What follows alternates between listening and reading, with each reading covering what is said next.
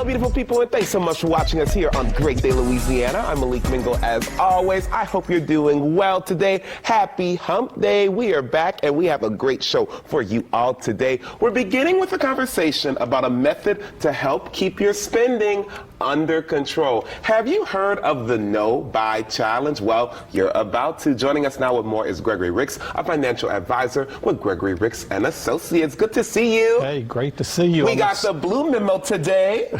Come on. Now, look, this is making me feel blue because I'm not going to lie. I already read about this method preparing for this interview, and this is difficult for me to do. Explain to everybody how this method works. Well, this is a no-buy challenge, setting a period maybe for a month. I would, some people say, well, just do a week. A week is not long enough, but you need to at least do a month. Then maybe you can go a quarter. Then maybe you can go the rest of the year. And that is cut out discretionary spending, that splurge buy, that, oh, I've got to have this new shirt. Oh, this flash sale. I got an email this morning, 1 day sale on a store I like. I deleted it.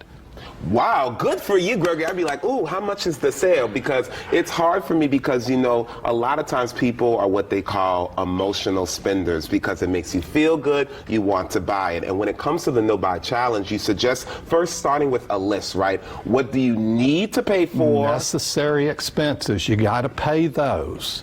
So mortgage, car payment, insurance, all of that. But when it comes to discretionary expenses, what are we talking about here?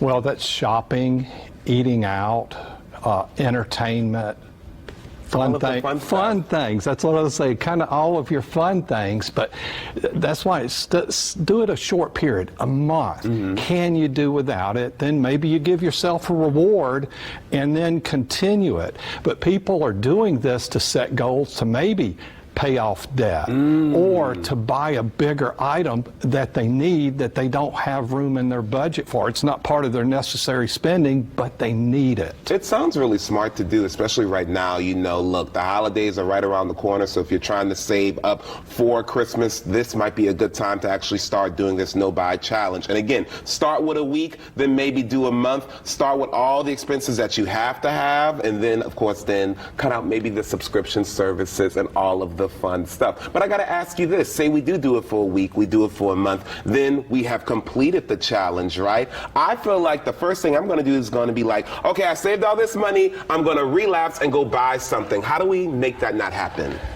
Just think about the success and relook at your goal. Why did you do it? What were you wanting? I suggest think about investing. And I was thinking about this morning before sitting down with you. And I go back to, Bitcoin at one time sold for $10 a coin. Apple once sold for $2. Netflix tried to sell itself for a bargain to Blockbuster. There's opportunities and there's stuff going on today that's going to have tremendous value in the future. What would $10 buy you on investing? What would $2 buy you on investing? Imagine getting some of that. What if you just got 10 Bitcoins back then, $100 or 100 shares of Apple? You'd be wealthy today by most people's standards. You'd have $1 million. Well, shoot, so just see what a little bit can do. So it isn't necessarily save it to go get that new pair of shoes, but maybe to start investing. And it's difficult when you're young or you're short of money, but next thing you do, you look back, 30 years had passed, and you look back at those opportunities past, gosh, I should have done that. Well, do it now, because if you're 50, you're probably going to live to 80. If you're 40, you're going to live to 80. You got time. So that, to me, is the power in this idea. And, of course, it's easier said than done, beautiful people, saying, okay, I'm not going to eat out. Say I'm not going to buy anything on Amazon for a whole week or a whole month. When we get the urge doing this No Buy Challenge, you say to get creative. Give me some options here.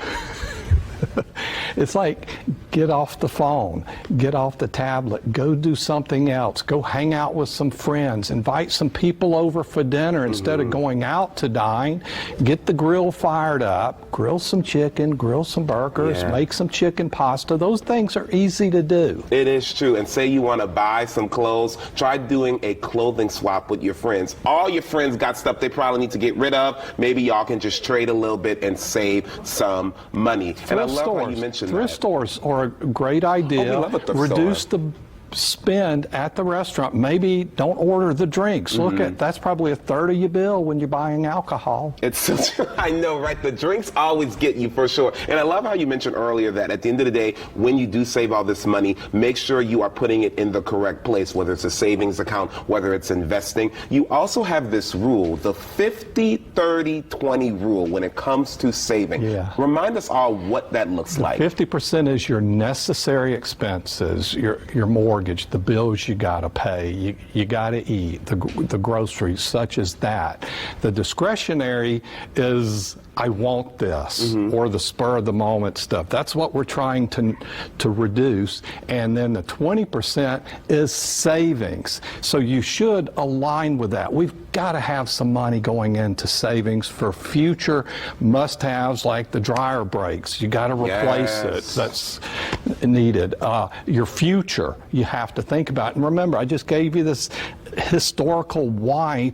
A little bit can make a huge difference 30 years from now. I absolutely love that. Well, look, everybody, I want to remind you all how to participate in the No Buy Challenge. Once again, make a list of your necessary expenses, write down all of those discretionary, also known as fun expenses, and then again, get creative on how to find ways to have fun without spending money. And it's always great if you invite a friend or a family member to do it with you, because you can save money together. Look, Gregory Ricks. Challenge them. It's a challenge, okay? I'm going to try to do it in 2027, okay? Thank you. Yeah, so good to see you, Gregory. Thank you so much for being here. And look, everybody, if you want more financial advice, you can contact Gregory Ricks. Log on to his website, GregoryRicks.com, or give him a call at 504-832-9200. His office is located in Metairie.